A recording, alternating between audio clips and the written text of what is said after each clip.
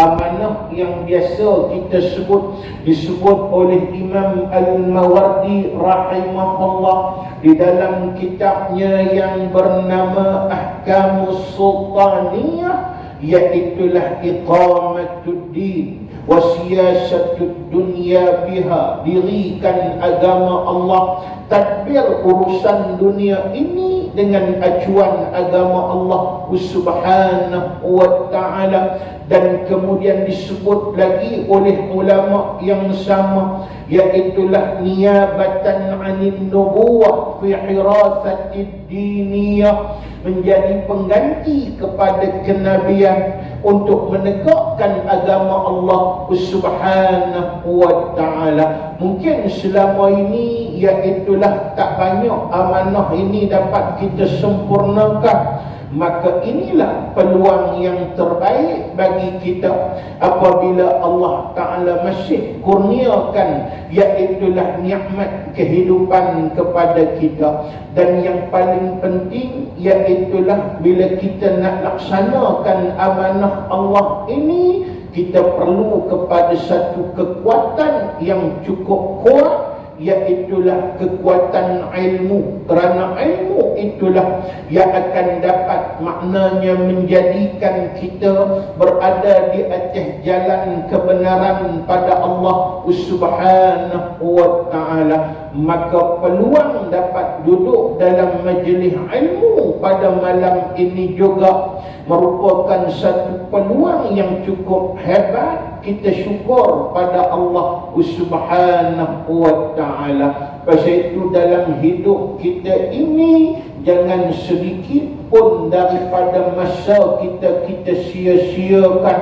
Pastikan kata ulama, iaitulah hidup kita sentiasa bertambah ilmu, walaupun sedikit di atas muka bumi Allah Subhanahu wa ta'ala. Malah dalam satu kitab saya buka satu pesanan yang dibuat oleh seorang ulama, namanya ialah Imam Muhammad bin Idris Asy-Syafi'i. Mungkin tuan-tuan semua tahu Imam Syafi'i ini antara imam yang cukup hebat, mujtahid mutlak. Dan kita berpegang dari segi kaedah mazhab, iaitulah mazhab yang diasaskan oleh Imam Muhammad bin Idris Asy-Syafi'i ini, tuan-tuan. Saya buka satu kitab, yang kitab itu menyebut beberapa pesanan yang dibuat oleh Imam Asy-Syafi'i sepanjang hidup dia, tuan-tuan. Di sana iaitulah Imam Asy-Syafi'i ini disebut orang yang cukup kemah ilmunya, kerana dia berguru dengan banyak ilmuwan-ilmuwan hebat di atas muka bumi Allah. Begitu juga pesanan-pesanannya cukup hebat untuk menjadi pedoman kepada manusia di atas muka bumi Allah Subhanahu wa ta'ala. Antara salah satu pesanan yang hebat, dia sebut, wahai anakku, jangan kamu tinggal usaha kamu untuk sentiasa menuntut ilmu, dan kemudian iaitulah setiap hari pastikan kamu termasuk dalam golongan talibul ilmi. Kenapa? Jawapannya ialah, iaitulah kalau kamu tidak berusaha menuntut ilmu, kamu akan tenggelam dengan kejahilan di atas muka bumi Allah. Orang yang jahil ialah orang yang akan meraba-raba dalam perjalanannya menuju pada Allah. Dia tidak akan mendapat noktah terakhir untuk sampai pada Allah. Malah dia termasuk dalam golongan orang yang cukup jauh daripada rahmat Allah Subhanahu wa ta'ala.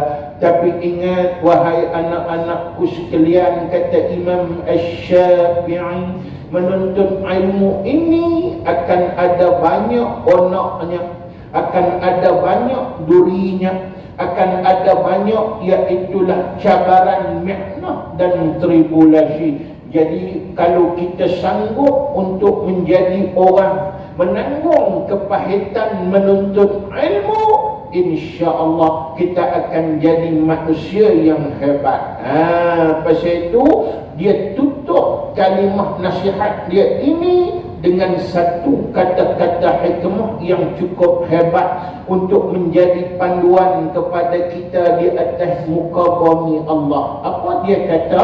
Saya nak kongsi dengan tuan-tuan dalam mukaddimah kuliah kita pada malam ini, iaitulah katanya, wa man lam yazuq murrat ta'allumi sa'atan tajarra zullal jahli tula hayatih. Itu antara kata-kata hebat dia. Dia kata, iaitulah sesiapa yang tidak merasai kepahitan menuntut ilmu, dia tidak, iaitulah menjadi orang yang menempuh pelbagai kesukaran untuk menuntut ilmu saatan, walaupun hanya sekejap. Nah, bukan nanti lama, kalau dia tempuh saat pun, iaitulah untuk menuntut ilmu, dia akan jadi manusia hebat. Ni cerita dia ni, iaitulah orang yang tak sanggup menuntut ilmu. Pasal apa? Pahit dan juga susahnya, iaitulah cabaran demi cabaran, maka dia tak mau tempuh usaha untuk menuntut ilmu. Apa balasan yang Tuhan beri kepada dia? Iaitulah tajarra zullal jahli tula hayatih. Dia akan menderita dan tenggelam di dalam kehinaan, kejahilan sepanjang hidup dia di atas muka bumi Allah Subhanahu wa ta'ala. Dan dia akan menjadi orang yang jahil dengan akhirat Allah Subhanahu wa ta'ala, maka dia termasuk dalam golongan orang yang jauh daripada rahmat Allah Subhanahu wa ta'ala. Walaupun mungkin dari segi persoalan dunia dia orang yang cekap, dia mahir dan pakar dengan persoalan dunianya, tetapi dia merupakan orang yang jahil dengan persoalan akhiratnya. Dia tak kenal Allah Subhanahu wa ta'ala, malah dia tak tahu yang mana betul, yang mana salah. Maka dia akan menjadi manusia yang rugi dan manusia yang terhina di dunia dan juga di akhirat Allah Subhanahu wa ta'ala. Alhamdulillah, kita tidak termasuk orang yang maknanya disebut itu, malah kita orang yang sanggup menanggung kepahitan menuntut ilmu. Malam ni kita telah meletakkan diri kita, mengorbankan segala kepentingan hidup untuk sekali lagi berada dalam majlis ilmu. Mudah-mudahan apa yang kita buat ini akan dikekalkan oleh Allah dengan sifat istiqamah, dan kemudian kita dimatikan insya-Allah tidak lain dan tidak bukan dengan dua kalimah syahadah, iaitulah la ilaha illallah Muhammadur Rasulullah, yang disebut oleh Nabi, man akhira kalamihi biqawli la ilaha illallah dakhalal jannah insya-Allah. Wallahu alam. Cukuplah sedikit muqaddimah, kita masuk balik perbicaraan kita yang kita duk mutalaah begitu lama di masjid ini, iaitulah masih lagi kitab Sya'bul Iman, iaitulah cabang-cabang iman yang disusun oleh seorang ulama hebat yang bernama Syekh Wan Daud bin Wan Abdullah Al-Fatani, salah seorang ulama besar daripada bumi Fatani Darussalam. Jadi kita nak sambung tentang mana?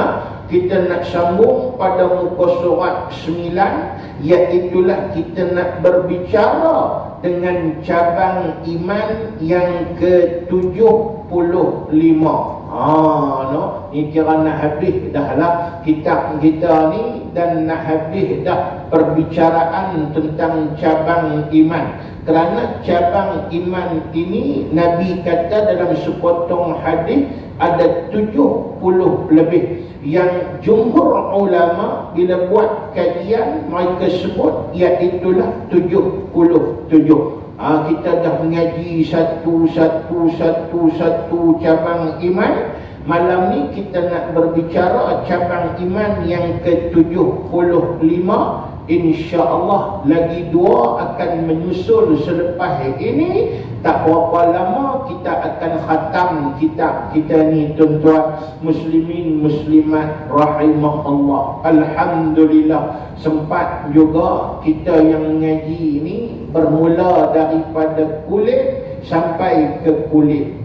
Ingat bila kita mengaji itu, kalau boleh kitab-kitab kita mengaji ni biar daripada kulit sampai ke kulit. Ia mengandungi keberkatan yang begitu hebat di atas muka bumi Allah Subhanahu wa ta'ala. Baik, kita sambung.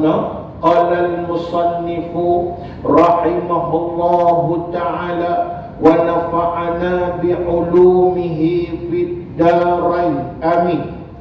Yang ke-75, yakni cabang iman yang ke-75, wajib kita percaya akan syurga dan juga neraka. Maksudnya cabang iman yang ke-30, yang ke-75 ini kita percaya tentang kewujudan syurga dan juga neraka. Beriman dengan adanya syurga dan adanya neraka. Kerana apa, tuan-tuan? Kalau kita bicara tentang keimanan, dia termasuk dalam tauhidus sam'iyah. Apa dia tauhidus sam'iyah? Iaitulah antara i'tiqad yang perlu kita jadikan kekuatan dalaman diri kita. Pasal itu bila kita berbicara tentang tauhid, yang pertama kita akan berbicara tentang tauhid uluhiyah, iaitulah tauhid ketuhanan. Kita membicarakan tentang mengesahkan Tuhan.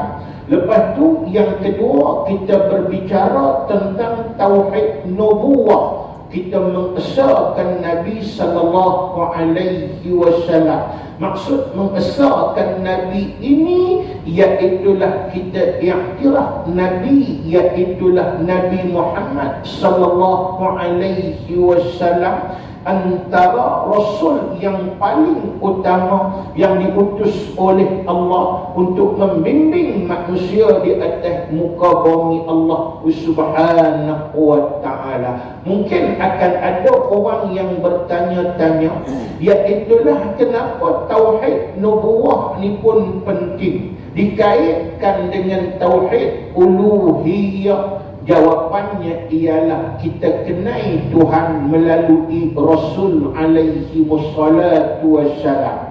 Tanpa Rasul, macam Nabi Muhammad Tuhan tak utus di atas dunia, Rasul Tuhan tak utus di atas dunia, hang tak sadu hebat lagu mana pun, maknanya kita tak akan dapat mengenal Allah Subhanahu wa ta'ala. Walaupun kita dikurniakan dengan akal yang begitu sempurna di atas muka bumi Allah Subhanahu wa ta'ala. Dan akal tak, walaupun ia itulah merupakan satu alat untuk mengenal Allah, tetapi kita tak akan dapat menangkap sepenuhnya kekuasaan dan keagungan Allah kecuali melalui Rasul alaihi wassalatu wassalam. Boleh kot akal ni kita boleh kenal Tuhan dan kemudian kita boleh mencari Tuhan. Nak tahu sempurna, tak tahu boleh tak boleh, kita boleh tengok di mana kalau dulunya ada satu tamadun yang begitu hebat, nama dia tamadun Greek. Yang tuan-tuan mengaji sejarah, tuan-tuan pun tahu di mana tamadun Greek ini menghimpunkan ramai pemikir-pemikir yang hebat di atas muka bumi Allah Subhanahu wa ta'ala. Malah kita boleh tengok antara tokoh-tokoh hebat, contoh Aristotle, kemudian Plato, Socrates, Hippocrates, banyak lagi lah kalau kita nak sebut, Archimedes, banyak lagi tokoh-tokoh yang hebat. Tetapi iaitulah walaupun akal dan pemikiran mereka hebat, mereka jadi lagu mana tuan-tuan? Kufur pada Allah Subhanahu wa ta'ala. Maknanya ini hujah yang cukup kuat nak sebut, iaitulah akal kita sempurna lagu mana pun kalau tanpa rasul kita takkan kenal Allah Subhanahu wa ta'ala. Pasal itu dalam syahadah wajib kita kembang, iaitulah la ilaha illallah, kena masukkan sekali Muhammadur Rasulullah. Pasal itu kalau hang beriman pada Allah, hang tak mentauhidkan juga Nabi, hukumnya kufur pada Allah Subhanahu wa ta'ala. Pasal itu selepas tauhidun uluhiyah, kita berbicara tentang tauhidun nubuwah. Pasal itu kita bila sebut aqaidul iman, kita mengaji tentang sifat wajib bagi Allah, sifat mustahil bagi Allah, dan sifat harus bagi Allah. Iaitulah kemudian kita mengaji tentang sifat wajib bagi Rasul, dan kemudian sifat mustahil bagi Rasul, dan sifat harus bagi Rasul. Kita mengaji yang tu tuan-tuan. Cukup tak lagi? Tambah lagi tuan-tuan. Masuk satu lagi, iaitulah tauhidus sam'iyat. Apa dia tauhidus sam'iyat? Yang kita juga belajar dalam ilmu tauhid, iaitulah kita mengiyakan dan beriman dengan sesuatu perkara yang disebut oleh Allah, yang disebut oleh Nabi, yang tak sampai kepada pemikiran kita. Masuk dalam tauhidus sam'iyat ni pada. Contohnya kubur yang kita mengaji sebelum ni. Boleh fikir tentang kubur tuan-tuan? Tak boleh fikir. Akal kita tak boleh pi punya. Mungkin kita bila kita korek kubur, lepas tu kita tengok, kita nampak yang tu lah. Tapi hak Nabi cerita apa semua tu, kalau nak fikir dengan akal kita, tak boleh pi. Tapi kita kena beriman pasal apa? Sebab diceritakan oleh Nabi sallallahu alaihi wasallam. Begitu juga dengan macam hak baru ni kita mengaji bulan lepas tuan-tuan, iaitulah kita belajar tentang haud Nabi, telaga Kausar. Sebelum tu kita belajar tentang sirat, iaitulah yang tak dapat kita gambarkan di atas muka bumi Allah. Lepas tu mizan, timbangan Allah Subhanahu wa ta'ala. Semua tu kita nak fikir, tak boleh pi akal kita, tak boleh pi tuan-tuan muslimin muslimat rahimahullah. Tapi itulah kita percaya dan beriman pasal apa? Sebab datang daripada Allah, datang daripada Nabi sallallahu alaihi wasallam.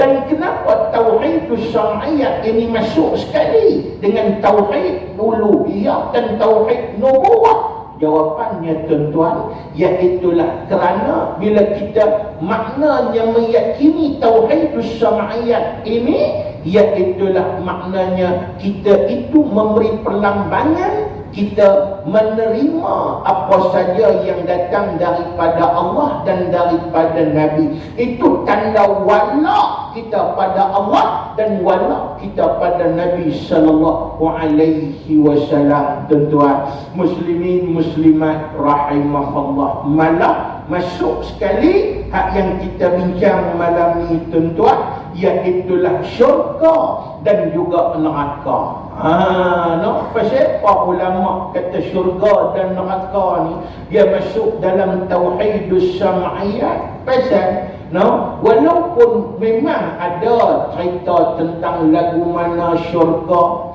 lagu mana neraka, dalam Quran pun ada dan kemudian dalam hadis pun ada, tapi keseluruhannya kata ulama bila sebut syurga dengan neraka ni, mala ainun ra'at wa mala uzunun sami'at wa mala fi qalbi qataraha, iaitulah sesuatu yang mata tak pernah tengok.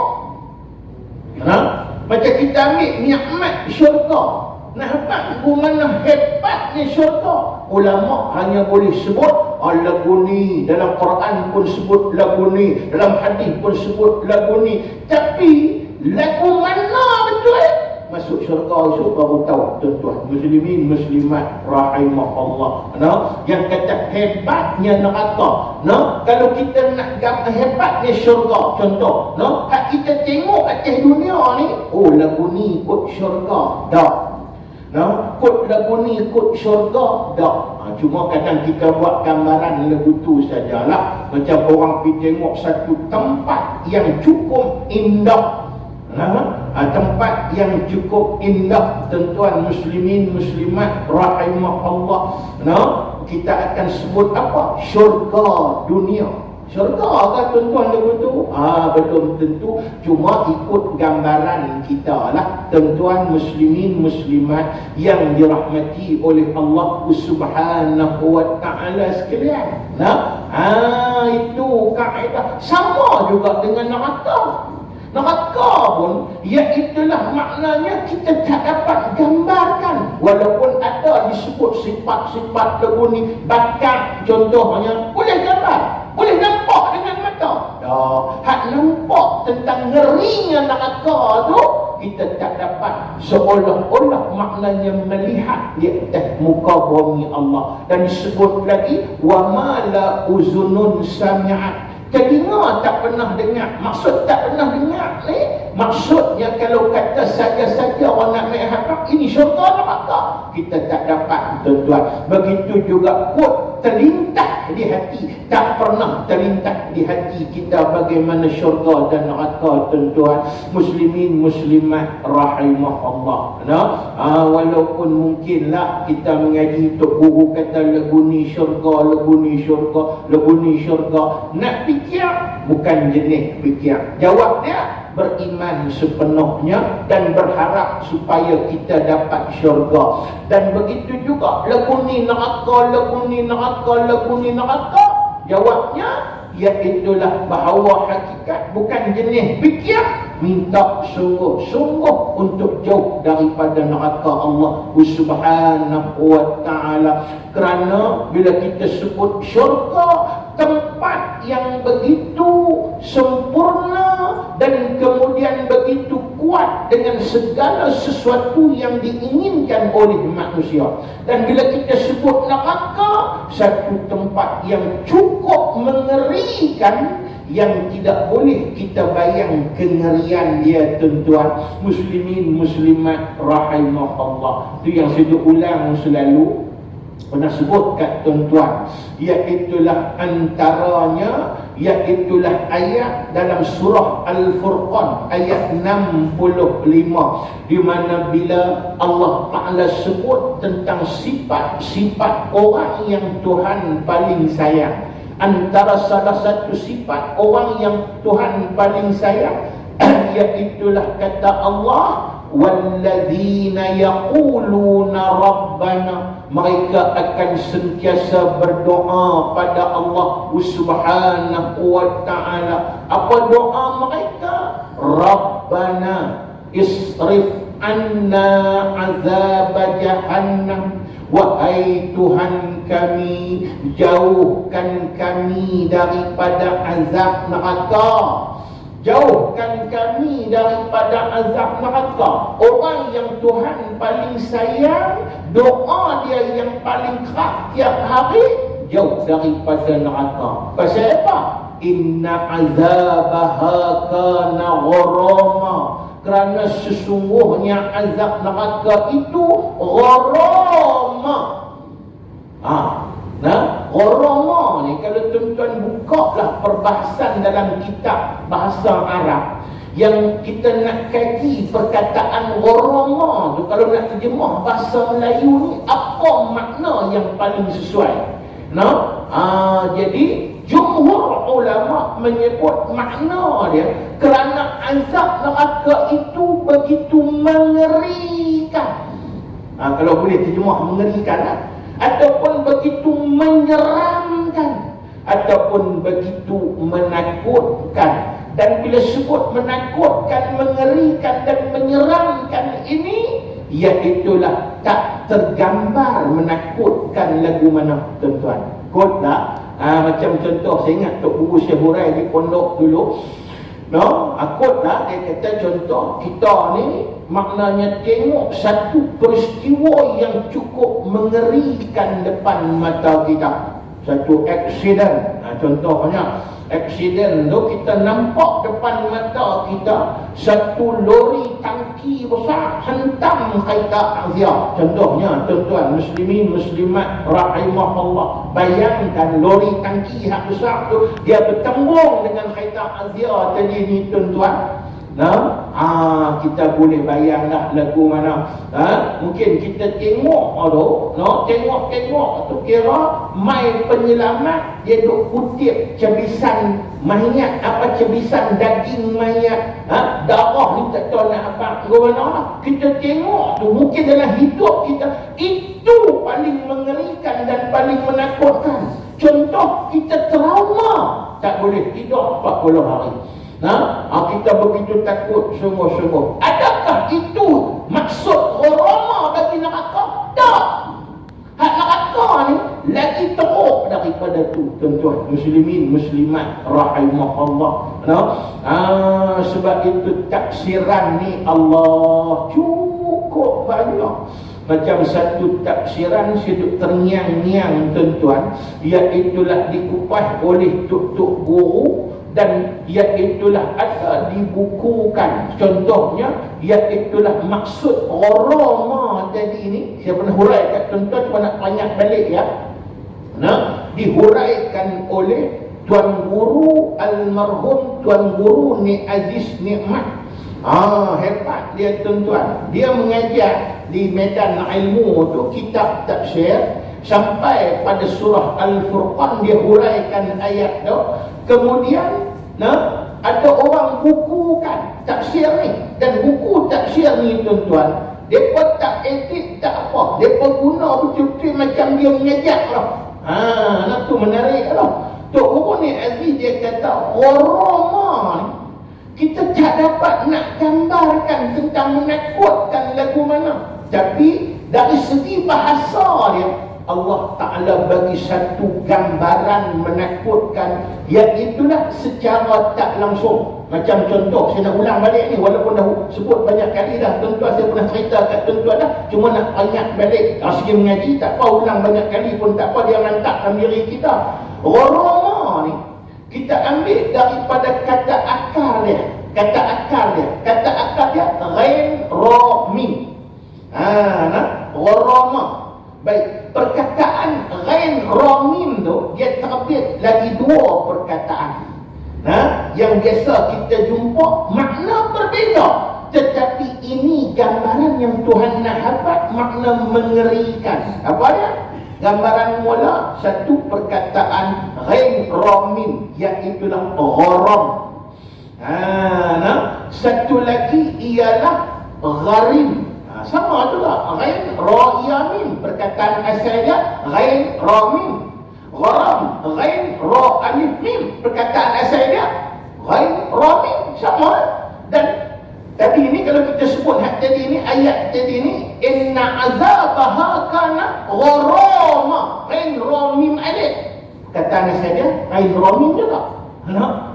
Jadi maknanya kalau kita tengok, gharama makna dia begitu menakutkan.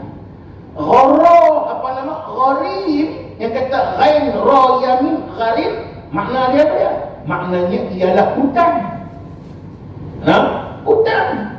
Gharim. Sebab itu kita tengok dalam ayat Al-Quran, iaitulah disebut salah satu golongan yang boleh terima zakat ialah gharimin. Apa makna gharimin? Gharimin maknanya orang yang berhutang. Jadi gharam tu makna hutang. Satu. Lepas tu satu lagi ialah gharam. Gharam makna apa?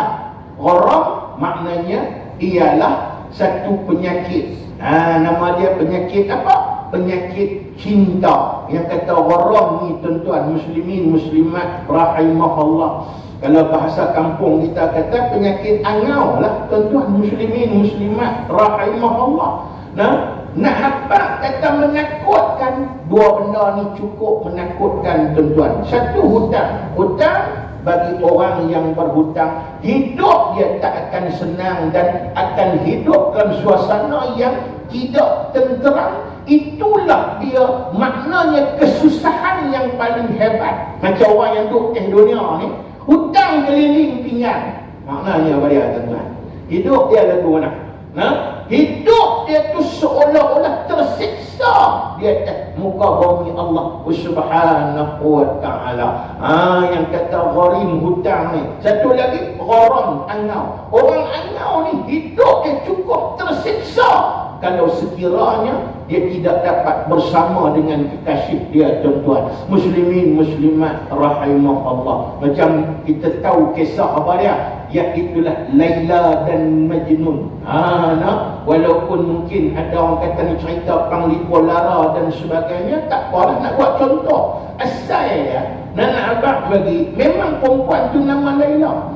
Hak yang Majnun tu bukan nama dia Majnun. Majnun tu gelaran bagi dia, nama dia Qais. Tapi pasal dia begitu berkenan kepada Laila, Laila ni anak pembesar, dia orang susah, maka iaitulah maknanya sampai dia begitu angau kepada Laila tadi ni tuan-tuan. Dia memang hidup macam orang gila. Dia tersiksa hidup dia tuan-tuan. Sampai mereka tak nampak muka Laila pun tak apa. Yang pentingnya nampak iaitulah jenang tingkap istana Laila pun sekurang-kurangnya terubat walaupun sikit. Tapi hidup tak teruan tuan-tuan. Itu gambaran yang Allah Ta'ala nak habaq.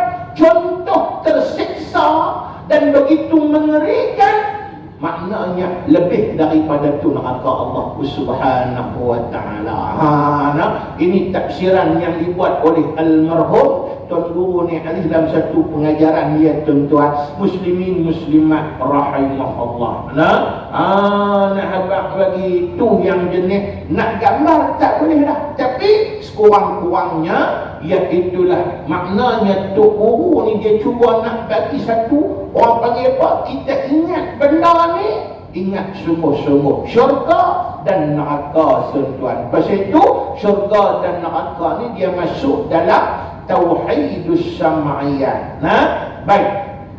Dan bahawasanya kedua-duanya itu syurga dan neraka telah dijadikan ada kedua-duanya sekarang. La dah ada dah syurga dan neraka. Tuhan dah bagi jadi dah tuan-tuan muslimin muslimat rahimahullah. Itu sebahagian daripada keimanan. Pasal itu ketika Nabi naik Mi'raj, Nabi diperlihatkan dengan neraka. Sebab itu satu-satunya manusia yang pernah melihat neraka dengan jelas, ataupun makhluk yang pernah melihat dengan jelas neraka, the one and only, hanya Rasulullah sallallahu alaihi wasallam.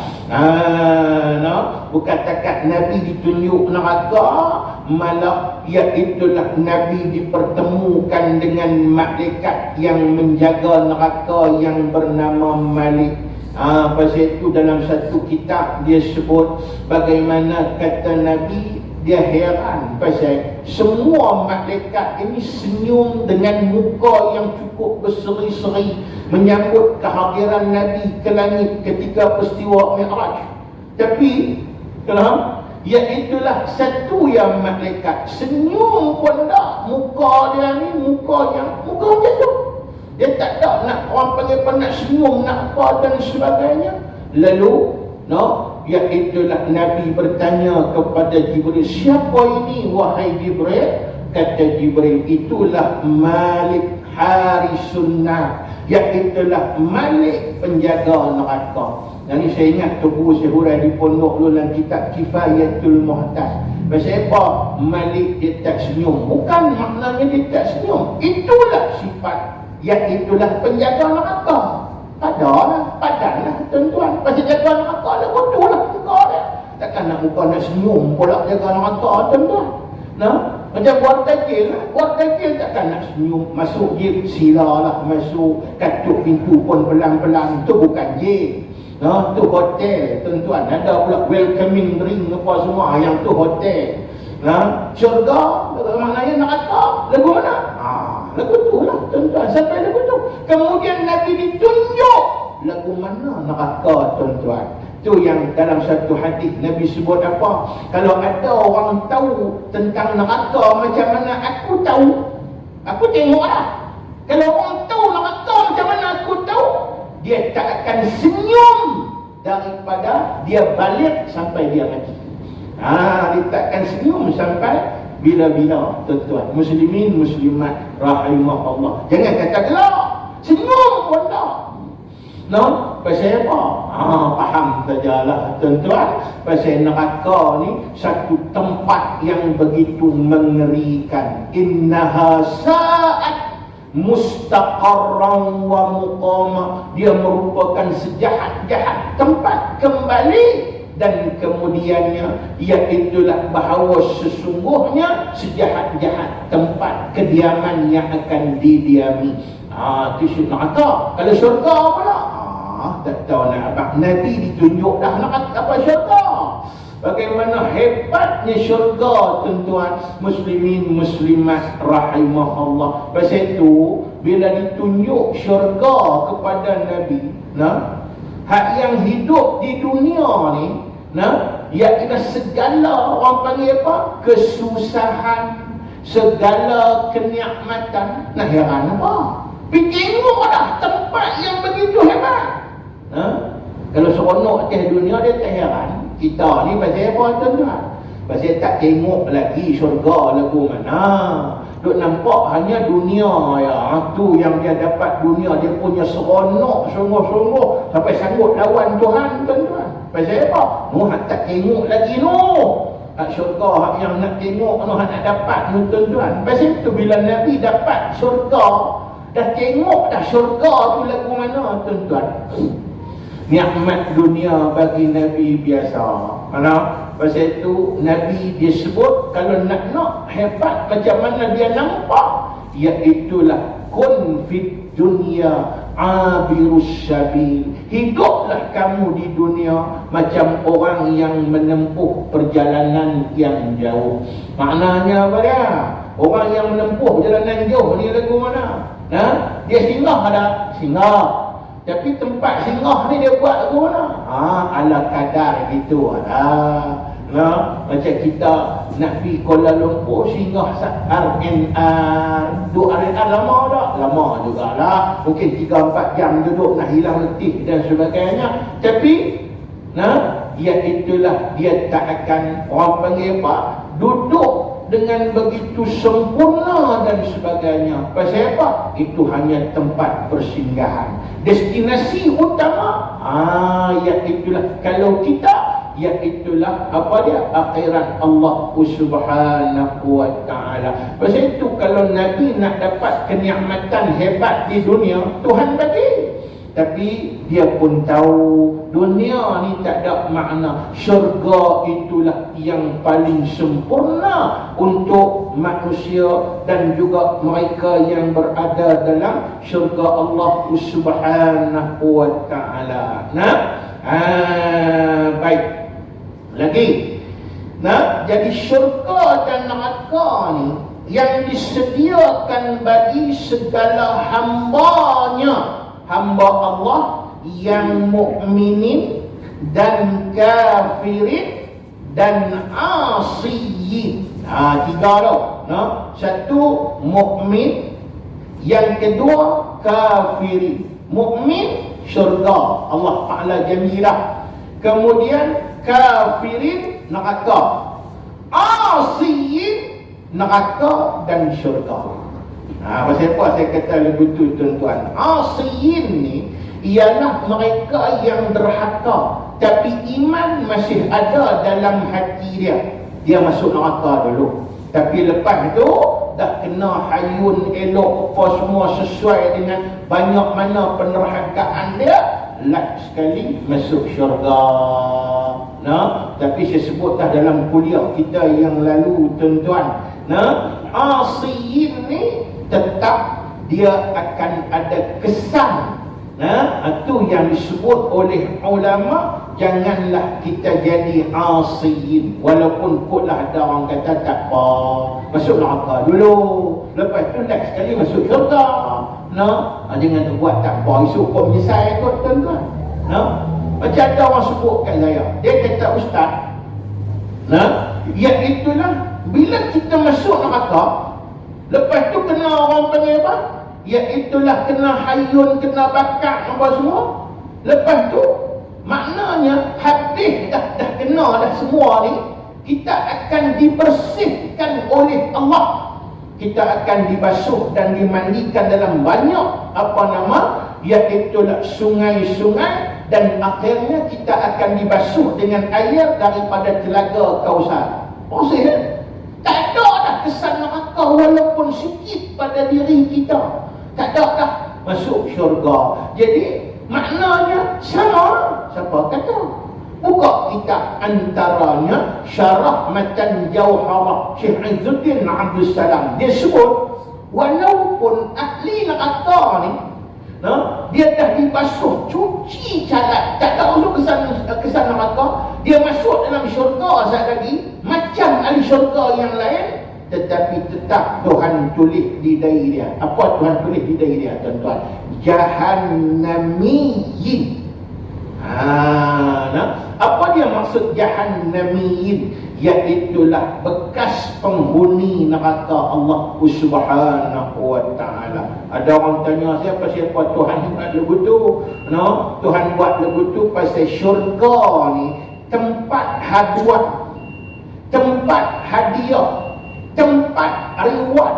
Setelah Tuhan bagi ujian demi ujian di atas dunia, maknanya tentulah kita bukan akan dapat sama. Kalau dapat sama, tak ada maknalah ujian daripada Allah.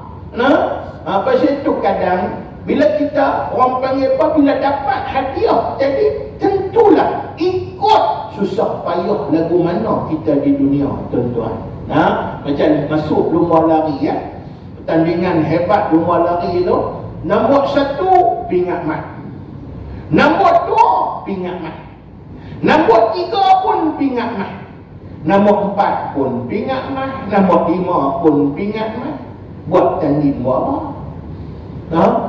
Dan jawab dia, kira masa nak start mula tu, yang kan ada tembak pistol, bakat lari pegang tangan. Pasal apa? Pasal nombor 1 pun pingat mat, nombor 2 pun pingat mat. Yang ni pun macam itulah. Sebab syurga tu tempat reward. Pasal itu, kalau kita buka dalam kitab apa dia? Antaranya kitab Hidayatus Salikin, Syekh Abdul Samad bin Abdul Jalil Palembang. Dalam tu dia sebut, iaitulah bukan besok di akhirat orang yang disebut ahli neraka saja menyesal, ahli syurga pun menyesal. Apabila ahli syurga ni, iaitulah dia dapat maknanya kurang daripada yang orang lain dapat. Pasal apa? Pasal maknanya mujahadah dia cakap tu ya, ada orang yang lebih daripada tu. Macam kita hari ni lah, kita tengok mungkin kita anggap tak apa, aku semayang, dia semayang, tapi dia lebih dari segi perjuangan dia untuk menegakkan Islam. Esok dia akan dapat lagi hebat, lebih daripada kita. Lah mungkin kita tak apa, kita boleh kata Allah, ada orang kata Allah lah. Dia kata tak apa, janji masuk syurga. Dapat lagu mana? Tak apa. Lepas tu boleh buat melawak pula, dia kata pula duk kaki 5 syurga. Tak apa lah, janji duk syurga lah boleh, tak apa, nak buat lawak walaupun aku tak lah. Tapi esok ni, esok kita akan menyesal tuan-tuan. Tambah-tambah kita kata okey sungguh dulu orang lain yang sanggup, maknanya dia korban harta dia, jiwa dia dan raga dia untuk perjuangan. Aku takkan risau ya. Kata contohnya kalau kita kata aku takkan mengundi apa engkau ya. Orang lain yang habis duit, habis riang, habis apa semua untuk perjuangan, tentu dia lebih hebat. Macam kita tu kadang-kadang saya pernah duduk fikirnya, kita duduk rasa macam kadang-kadang dia main juga, setan semua main kat kita. Dia rasa kata letih untuk berjuang apa semua. Kadang orang panggil syarat kita rasa macam dah rasa terbeban, kita panggil usrah pun kita rasa terbeban, hak perjuangan dan sebagainya tuan-tuan. Tapi bila fikir balik, hak cerita tak sah ni, bila fikir balik, esok kau menyesal. Satu. Lepas tu compare pula dengan qiyadi-qiyadi kita, pimpinan kita lagi hebat. Mereka lagi tak tidur, mereka lagi habis riang, segalanya macam-macam. Kalau kita duduk dalam perjuangan, sikitnya orang mati lah, mereka orang mati berpuluh kali ganda. Tadi anak bagi tuan-tuan muslimin muslimat rahimahullah. Maknanya mereka lagi hebat. Itu persoalannya. Jangan kita sementara boleh hidup atas dunia ni atok siap-siap tuan-tuan. Tak apalah susah, lagu mana pun berjuanglah tuan-tuan muslimin muslimat rahimahullah. Pasal apa? Pasal kita tak mau menyesal besok walaupun masuk syurga. Tak kena faham bagi molek itu tuan-tuan, untuk kita ambil iktibar pada Allah Subhanahu wa taala. Sebab Tuhan bagilah bentuk reward. Tu yang orang yang berdosa masuk neraka dulu, lepas tu masuk syurga. Walaupun masuk syurga tu bersih semua, dia tetap tertulis jahannamin. Itu yang kita kena ingat, supaya biarlah kita, maknanya training tak nak buat dosa. Training mana boleh tak training? Pasal kita ada nafsu. Nafsu memang training, tapi pasal apa tak buat? Sebab kita tak mau jadi, walaupun besoknya kot dah boleh masuk syurga live sekalipun, kita tak mau tertulis di dalam jahannamin. Macam mana nak buat ustaz? Saya pernah berdosa. Memang kalau nak kau pernah berdosa, semua pernah berdosa. Yang kata pula kot ada satu orang dia main, dia kata saya tak pernah berdosa. Memang tak pernah berdosa, baru tak sat berdosa. Pasal apa? Dosa apa tu? Dosa apa Allah? Dan tak kata pun tak sat dosa. Dosa pemohong. Mana ada orang tak pernah dosa? Itu soalannya. Maka Allah Ta'ala sedia satu hadiah kat kita untuk jadi bersih, hapus semua. Apa dia? Iaitulah taubat dan maghfirah, pengampunan daripada Allah. Bila Tuhan ampun, habis semua. Kita biarlah jadi lagu tu tuan-tuan. Maknanya kita kalau boleh, maknanya kita tetap nak jadi ahli syurga Allah yang sempurna. Itu kaedahnya. Kekal adanya, ada syurga dan neraka itu selama-lamanya. Tiada binasalah kedua-duanya, syurga dan neraka. Syurga dan neraka ni baqa.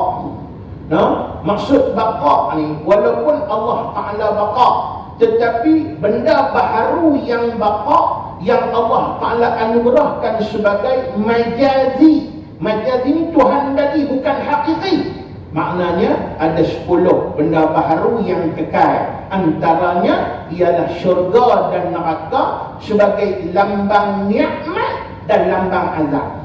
Sebab nikmat ni, dia akan jadi betul-betul nikmat kalau kekal. Kalau tak kekal bukan nikmat. Baik itu, dunia ni nikmat. Maknanya nikmat dia bukan nikmat yang sempurna. Pasal apa? Tak kekal. Macam kita dunia. Bila dunia ni hebat lagu mana, bahagia lagu mana pun, berakhir dengan iaitulah apa dia? Sedih. Dia kira lagu tu lah tuan-tuan. Walaupun mungkin orang buat gambar dia berakhir dengan keseronokan balik. Pasal apa? Dia akan sebut dia happily ever after. Tak ada Yang tu semua cerita dongeng saja dia heavily ever after ni tuan-tuan. Maknanya cerita betul nak bahagia ialah akhirat Allah Subhanahu wa taala. Yang tu baru betul-betul dia happily ever after tuan-tuan. Muslimin muslimat rahimahullah. Nah, baik. Iaitulah cabang iman yang ke-76. Wallahu alam tanda tangdu. InsyaAllah kita sambung pula dalam kuliah kita yang akan datang. Mudah-mudahan kita sama-sama mendapat rahmat dan juga mendapat inayah daripada Allah. Wallahu alam. Ada soalan?